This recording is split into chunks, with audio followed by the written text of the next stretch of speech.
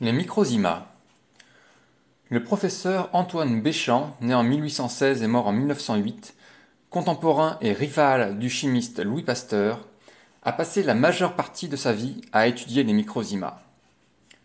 Ce sont de minuscules granulations animées du mouvement brownien, une sorte de danse perpétuelle, présentes dans tous les tissus vivants, observables très facilement au microscope à partir d'un grossissement de 750.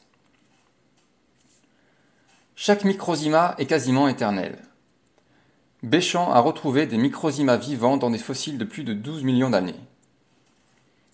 Il est spécifique pour chaque individu et est capable de fabriquer certaines enzymes ou zymases, des substances organiques étonnantes, à la fois puissantes et douces physiologiquement. Le microzyma est aussi capable de métaboliser certaines substances par un mécanisme de nutrition. On retrouve au niveau du microzyma les diverses phases classiques que sont la digestion, l'assimilation, la respiration et la désassimilation. Il peut par ailleurs se reproduire à très grande vitesse. En fonction des constantes bioélectroniques, de la température, de la présence ou non d'oxygène et de substances nutritives dans le milieu dans lequel il baigne, le microzyma va pouvoir s'associer à d'autres microzymas pour constituer tel ou tel germe, micelle, mycobactérie, qui sera capable de remplir telle ou telle mission.